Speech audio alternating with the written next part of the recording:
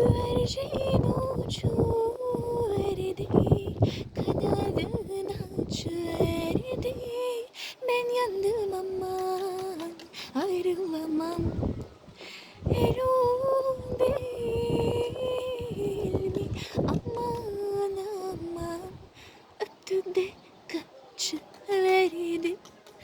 Oy farfara farfara, ateşte düştü şalvara.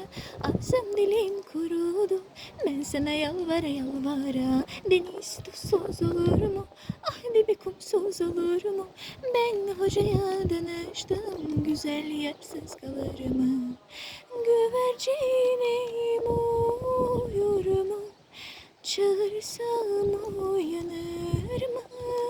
Ben yandım aman, ayrılamam. Sen orada, ben burada. Aman aman, buna can dayanır mı? Oy farfara farfara, ateşte düştü şalvara.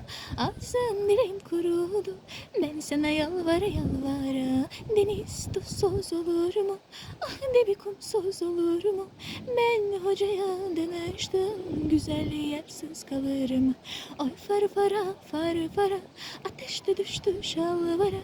Ağzım dilim kurudu, ben sana yalvara yalvara. Deniz tuzsuz olur mu? Ah dibi kumsuz olur mu?